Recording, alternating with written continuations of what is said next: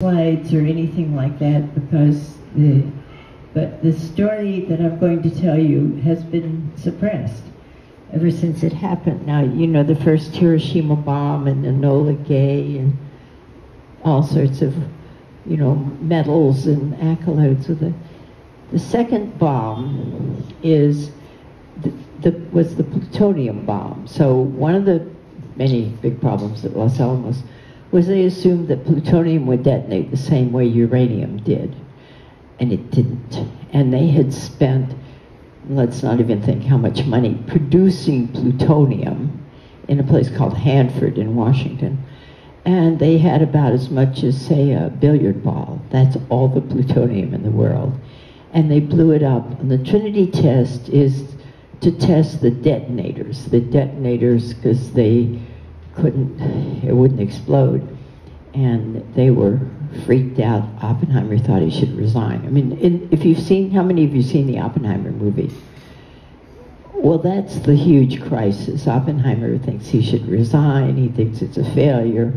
And they reorganize the whole laboratory.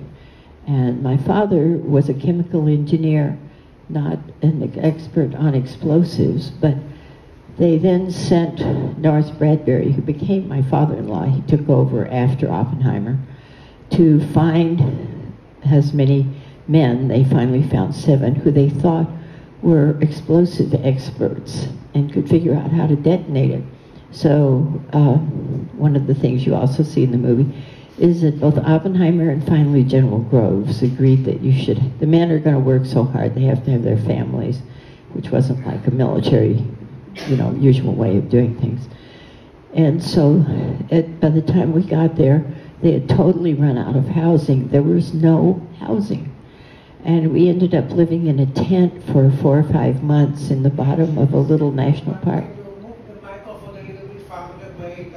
Is that better? Better? No, worse. How about that? Is that better? Okay. Anyway, so we lived in a tent, which I thought was great. You know, it's great for a kid, but it's not so good for my mother, who was cooking on a campfire.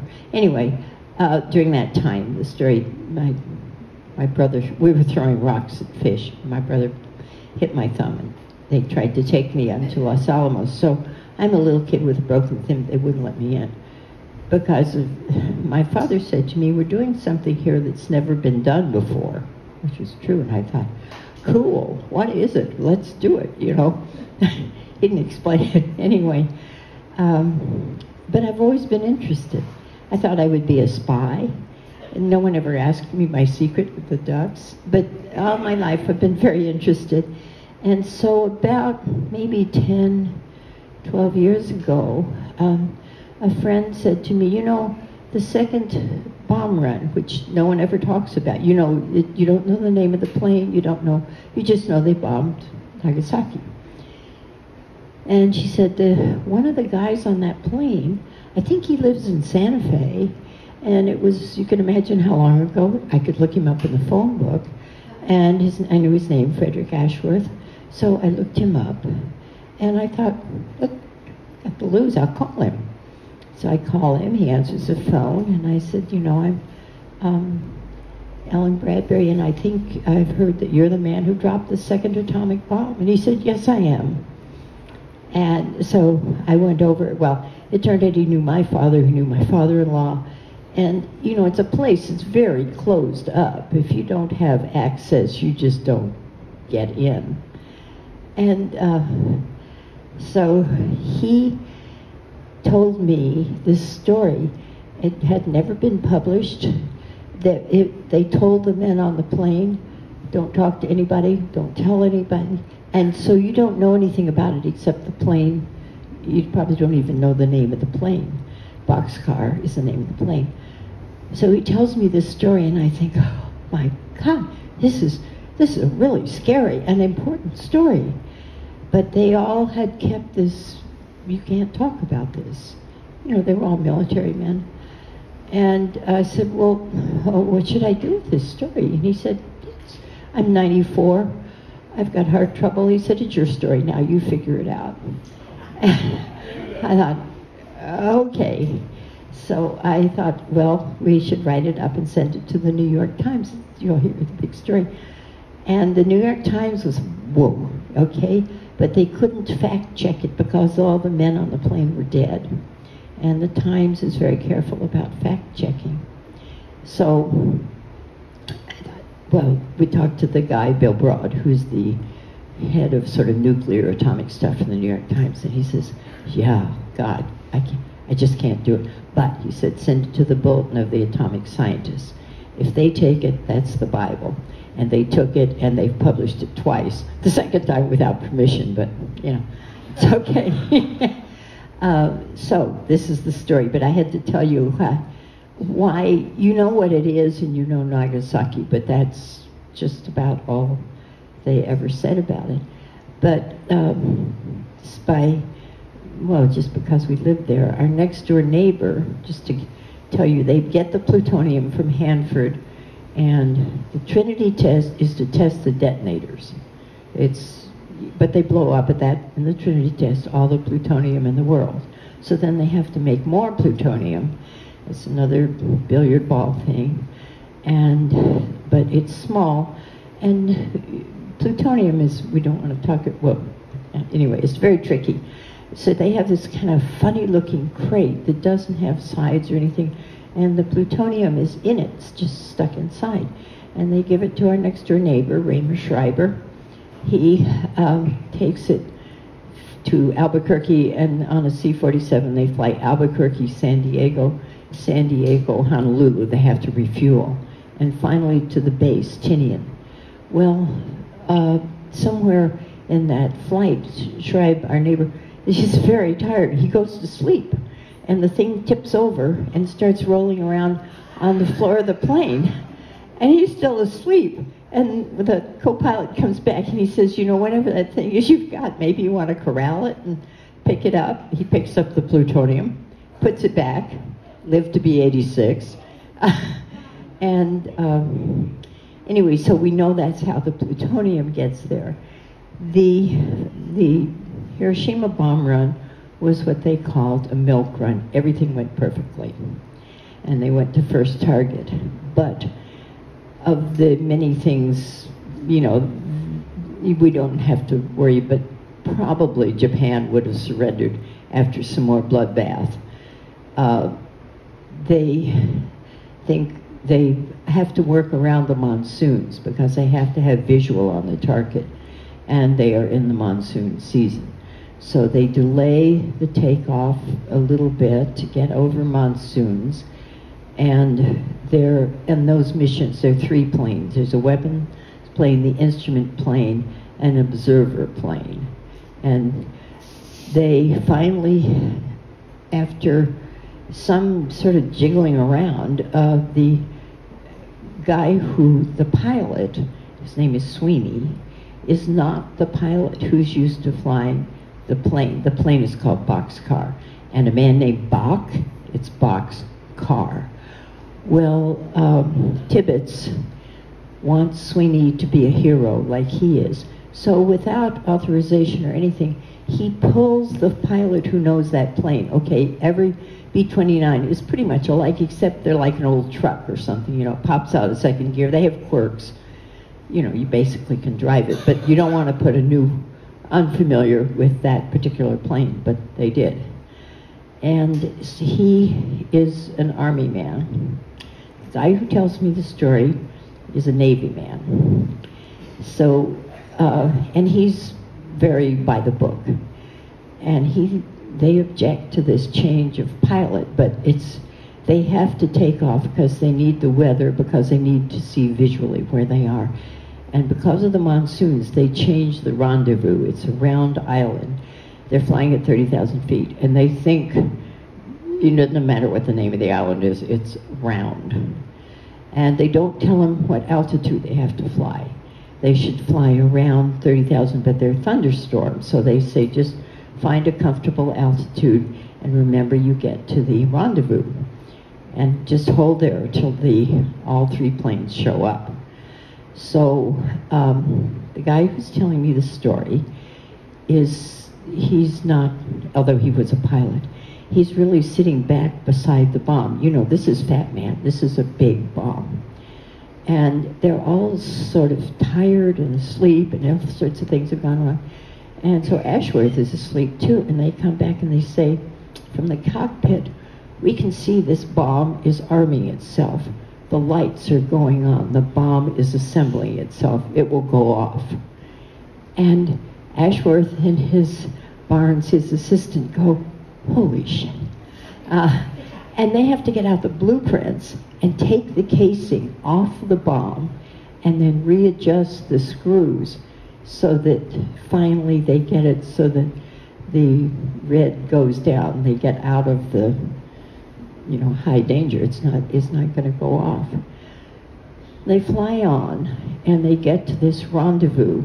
So we know then Boxcar is there. Of course, they're keeping radio silence. And another plane, another B-29, comes up beside them. They tip their wings. And where's the third plane? Third plane. No third plane. They want to do, you know, the mission correctly, and they're waiting for this plane. Well, we now know that where the third plane was at the right place but the wrong altitude. So they're going like this. And the guy, whose name is Hopkins, who's in the third plane, sort of freaks out. And he breaks radio silence, and he radios back to Tinian. And what he says in a short message is Boxcar down. And they lose the first word. And then Tinian, they hear Boxcar down. The base commander's having breakfast, Farrell. He runs out of the tent, he throws up. You can imagine. But they're all still in the air, but they're not talking to each other because of radio silence. So they're going like this. And at that point, the guy who's telling me this story, Ashworth,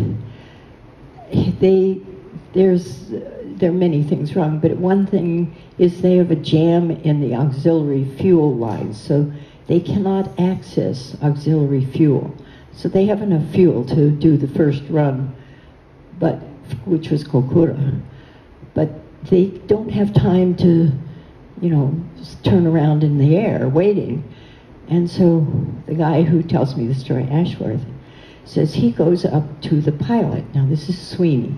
So Ashworth is in the Navy, Sweeney is in the Army. And they have an argument about who outranks who, because the Navy ranking doesn't correspond to the Army ranking. So they're sitting in the cockpit of this plane, you know, with this live bomb, having an argument about who outranks who. And finally Ashworth says, look, we don't have extra fuel, you know, we can't fiddle around, we have to go to second target. And it's a bitter argument that they both still remember. And and they are lacking the third plane. This is the instrument plane. And so finally, Ashworth, who even at 94, you could see you don't want to have an argument with this man, he gets Sweeney to go to first target, which is Kokura. And they're lacking one plane. And the other plane is still, but they have extra fuel. Now, the plane that we're talking about does not have the luxury of, you know, hovering or circling. So they go to Kokura.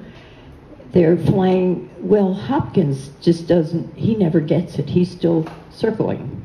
But the two planes fly on to second target, Kokura. And they come in over Kokura. These were targets that they had saved, and this will make you cringe, that they called virgin targets. That is, they have not been bombed. Because, in particular, Oppenheimer wanted people to see what the devastation of one bomb could do. So they come in over Kokura. It's pretty sure that at this point Ashworth is calling the shots, but he's not flying the plane. And they begin to circle. Well, Kokura, unknown to anybody, had some air defenses, and they have some anti-aircraft guns, and they begin to get flak. They're at 30,000 feet. And there's a little Japanese plane called a Zero. It can go up to that altitude, but it can't stay there. But they can shoot and then go back down. And they circle around trying to avoid all of this. And each time they circle around, of course, they can get a better aim at the plane. So they can't just keep, and they don't have extra fuel. So they're circling and circling. And finally, Ashworth says, we have to go, we can't do this. We're going to go on to the next target, Nagasaki. Nagasaki is far away. The guy who's monitoring the fuel, they're sitting in a plane without any intercom. They have to get up and stand next to somebody and yell at them to make them, it's very noisy. And, but by then Ashworth had sort of established he's going to call the shots. And they fly over, it's the longest over enemy territory flight in the whole Second World War. It's a long flight. But they have the designated last target is Nagasaki. And when they come in now, they're supposed to do what Oppenheimer was really worried about radar. He didn't think radar was really very exact. He wanted it to be horrible and scare everybody. And they come in and there's some cloud cover and they can't see the target. And they begin to circle. And Ashworth's words, we will not repeat, we cannot circle. We're out of the guys who are monitoring, there are 4 engines, of course, on a B. So each engine has a separate propeller. And by the way, the propellers are named after their girlfriends, Edna, Linda, get Linda going, you know, and they turn them manually to get them. And they're down to, it's hard to know, but almost no fuel, not exact. And Ashworth says, you know, this is a very heavy bomb. We don't have a prayer in hell, but we're going to complete the mission. You know, many men have died, and we're probably not going to make it. He says, we're going to get rid of the bomb. And if we don't get rid of the bomb, we're really in trouble. So the bombardier, whose name is Kermit Behan, it's his 26th birthday. He was the best bombardier in the European theater, and they had brought him over. And they have a Norden bomb site. He can use that. And Ashworth says, we've got to drop the bomb. So they come in, even if it's cloud cover, we can do a radar drop. And Behan, as they're coming in, the clouds open up and he can see. They're not right on target, but they're right above it. And they drop the bomb. And the plane, of course, jumps way up in the air because of the weight of the bomb. And they turn sideways because the shear of the blast would pull the wings off the plane. So they make a big turn and they fly right into the mushroom cloud. He said, we kind of forgot. And they fly out again. And, you know, they're off Nagasaki, so they're over the water. All this time they have kept radio silence. And at this point they start going, Mayday, Mayday. There was a rescue planned, an air-to-sea rescue, but it had been canceled when the other plane said boxcar down. So they don't know that. So they're crying and screaming, and there's no response from that. So Ashworth says, well, put on your Mae West, say your prayers, say goodbye to your friends. We're not going to make this. And then they can't tell really how much fuel they have. They're still in the air. He said, we might make it to Okinawa, which had been under the American control for about 2 weeks. And they get almost in sight of Okinawa. And at that point he said, we're leaning out of the plane, we're shooting off flares, we're going every emergency, every call, there is no response. And their plane's taking off right all around them. But they have to get down. And they just yell, you know, we're coming in. And they come in too, as they said, hot and too fast. And it's a short runway, and they have to make a U-turn on the runway and come back and stop. And Ashworth is so mad. He gets Sweeney by the collar, and they gets off the plane. He says, nobody talk to anybody. Do not talk. And they get a GI in a Jeep, and they says, take me to the base commander. He doesn't know who it is.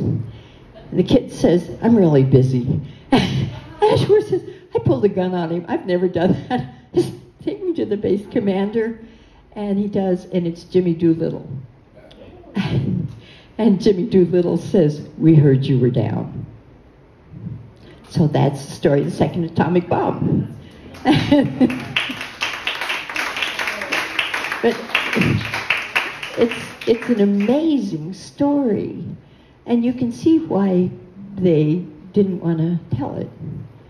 And they didn't tell it, but some of you know this, that they become SAC, they are the 509, they're the elite pilots. And another historian and I, Greg Kirk, went to one or two of the 509 reunions, where mostly they just drank and told each other stories, and you can't say that, you know. All these years later, they're still fighting about it.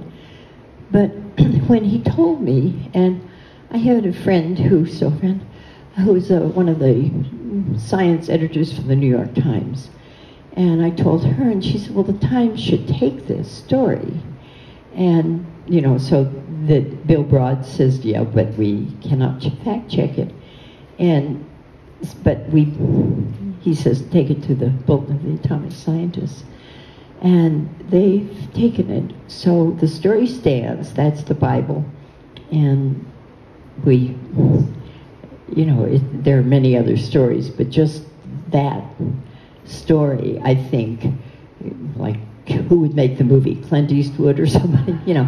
Because there's no romance, there's no sex, it's just one thing goes wrong and another thing goes wrong and another thing goes wrong. And Ashworth said, we just thought we were dead men. We're just sitting there. We are not going to make it back. But they get on the ground and then they argue that they have 7 gallons, maybe they have 9 gallons. I mean, when they hit the ground, he said, we bounced 26 feet in the air, and they had to make a U-turn just because the runway was too short. And they're not well known, they're not famous, but they did it. So, I don't know, if you have any questions, yeah? So you tell that story really well. So it's a takeaway that they didn't have enough fuel almost. Yeah, yeah. Well, of course, each engine has separate fuel. And the way the inside of the B-29, you know, they're stripped down, they have, I think, 1 tail gun. Otherwise, they take all the guns off to get the weight down, so because the plane is too heavy. And they,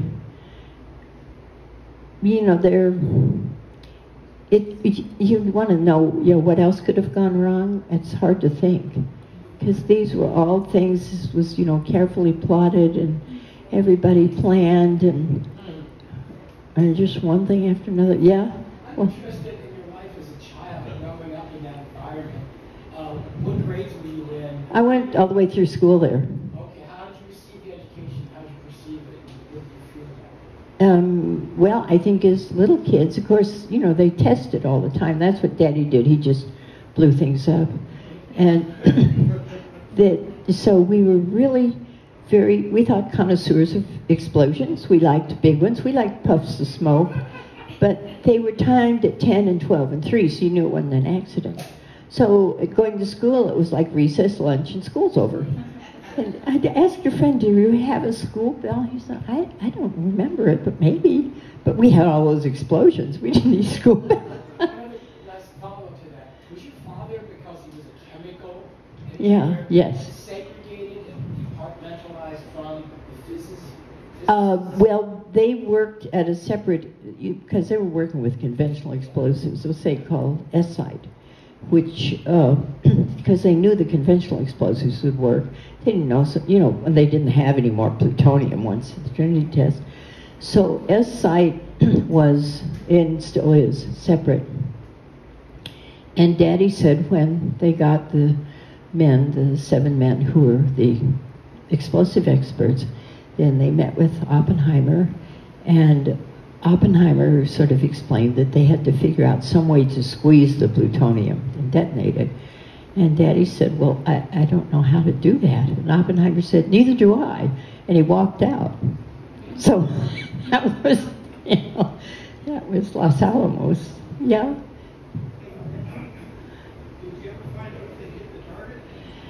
They were pretty close, yeah. But by then it's third target. And in the end, it was a visual drop because the clouds opened up. But, it's contained somewhat because there are mountains around. But yeah. What happened to the other two planes? Well, the one plane, they never broke radio silence. So the other plane is like, what is going on with these guys? But they dip their wings to each other. So they followed the third plane that's up there, Hopkins. He waits and waits and waits, and they still don't break radio silence except when he says, "Is boxcar down?" And finally he comes in about 3 hours, but they have the auxiliary fuel. And they go back to Tinian. Well, eventually they land and refuel and eat Spam. And then Okinawa, yeah. But the Doolittle, the top brass had just heard that the plane was lost and the bomb was lost. And so when they come in, but at the last minute, somebody sees this, they're big, coming in, and they clear the field. So they don't hit anybody, but they said there were rows of, smaller bombers, but they're all dropping conventional bombs. They didn't know what was going on, but they saw this plane. And as he said, really, we had our hand out the window, we're shooting, we're screaming. And he said, finally, they said, get in, that position you're supposed to get in for a crash. He said, I didn't think we were going to make it. Yeah. I think you said the first bomb was uranium and the second plutonium. Right. Do you know what their determination was after, the reason for dropping the second one was to sort of see what would happen with the plutonium? I think there are a lot of reasons. Well, the only other time that the detonators, they're testing detonators. Yeah. I wrote a book, and I wanted to call it Daddy and the Detonators. Somebody said, how do you do that? But they just, once they got the plutonium, that was coming from Hanford, Washington. The, the whole assembly of the bomb, our neighbor Raymond Schreiber carries the plutonium, so they have the component parts, and they put the bomb together on Tinian. And they make a mistake, but this is the first time when it begins to arm itself. There was just an error in the fusing. And, but, Ashworth says, boy, we were sweating bullets then. We have to take the casing off the live bomb at 30,000 feet and read the blueprints and try to figure out what was wrong. So, you can see, yeah. I was asking you to tell me a little bit about, again, as your childhood growing up there, and so many of these scientists were foreign born, and I assume had their families there. Yes, yes. How did that all play out? How did you become normal, or if you became them, how did you become children and have fun, and yet you couldn't go anywhere? Right. Well, we could go to Santa Fe once a month. But I got a security clearance when I was 6. And as a future spy, I was concerned that I tell the secret, which was 11 ducks. And nobody ever asked me. But I wanted to complete my espionage career before I got my security clearance because I wanted to live with my family. And I didn't know where other spies lived, but I felt like that, I did want to live with my family. I think it was, in first grade we had 2 kids who only spoke Spanish, one who spoke German, but they didn't everybody put in this first grade. It was little. And by Christmas, everybody spoke and could read. I don't know, kids are pretty resilient. And after the war, did your father then go into other employment? Or? He liked it. Well, they blew things up all the time. And yeah, they blew up 26 tons of high explosives every month. 26 tons, And they trucked it up a really bad road with some bad turns. But the great Ukrainian chemist, George Kistiakowsky, Kisti came at some point, and the safety procedures were, as my father said, pretty nearly non-existent. But Kisti put a sign up, and this was a safety sign. It said, "If you see me running, try to keep up."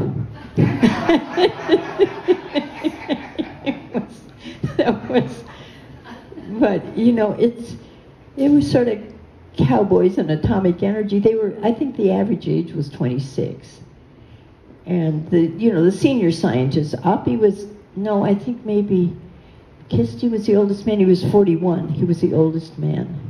So you stayed on base? Yeah.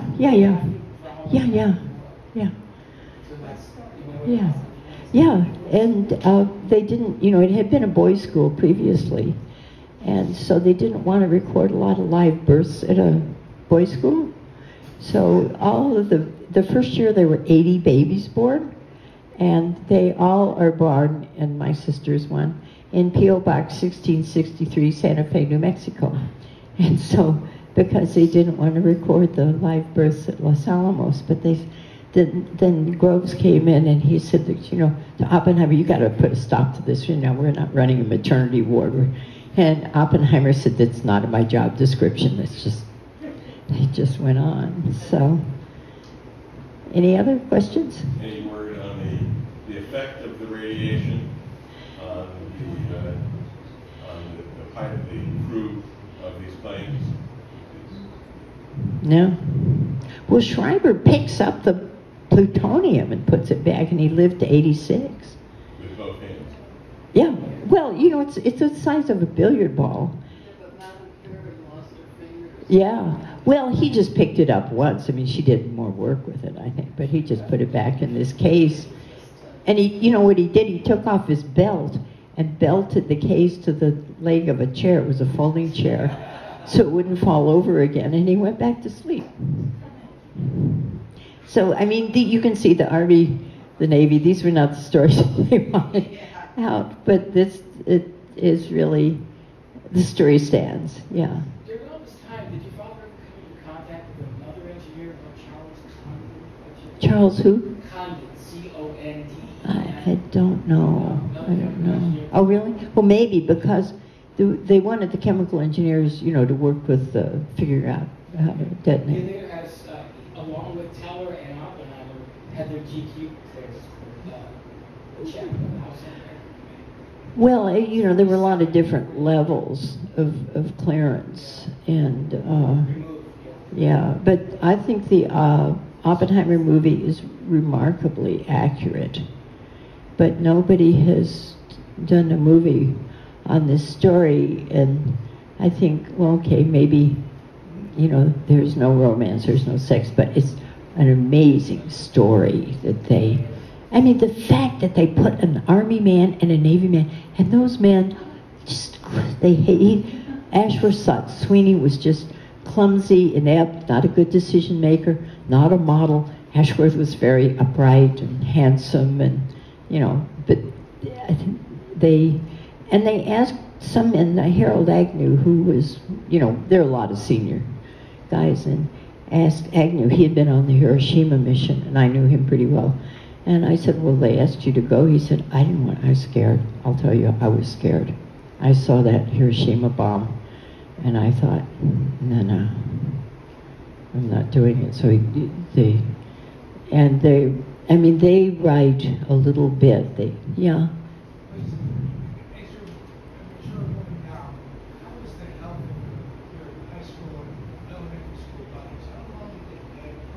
I think pretty okay. Well, we weren't, near plutonium. They just was such a tiny amount of plutonium.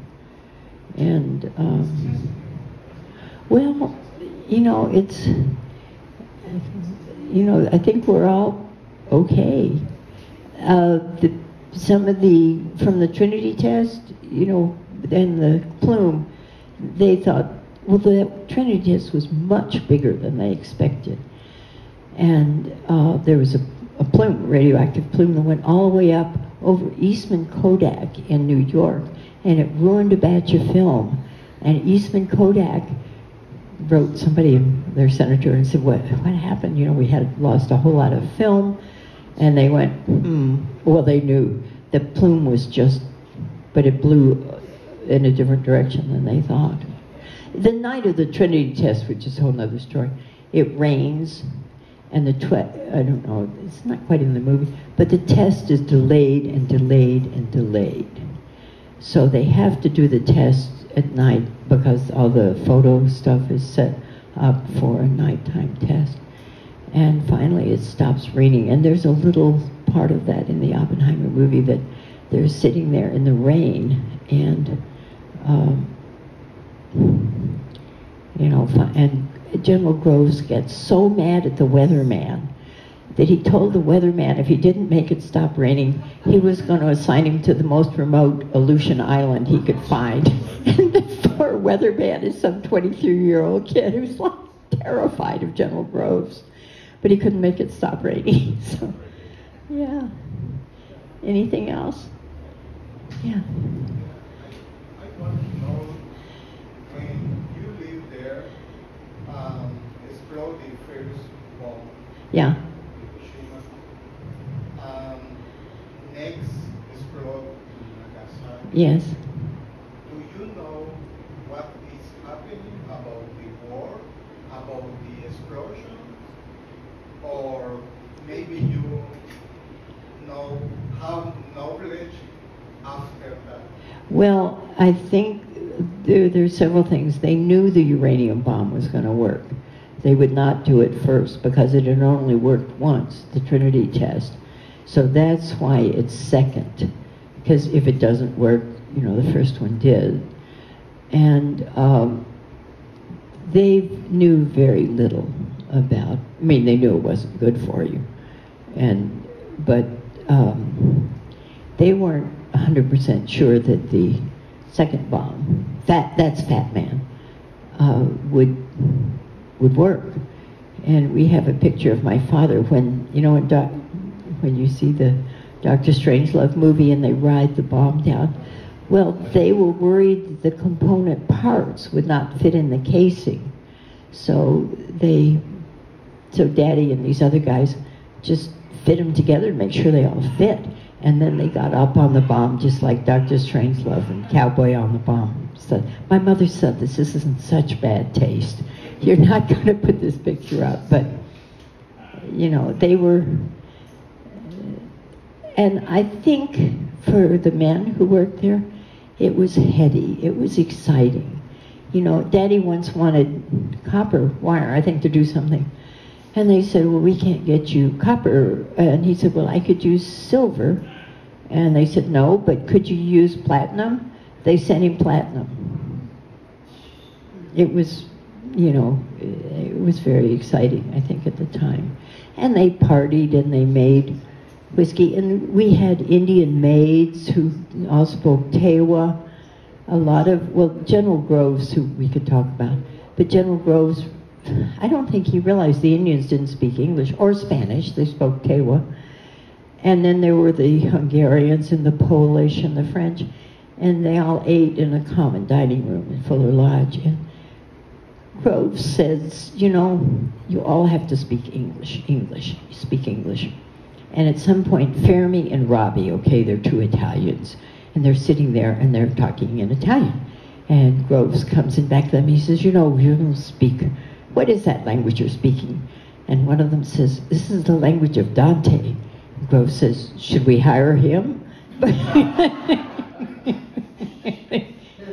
No, it was, yeah, I think, but then, you know, no one was supposed to talk about it, so it's just later. But I thought the story of, if you look at the tiny hinges in history, how many things went wrong on that flight.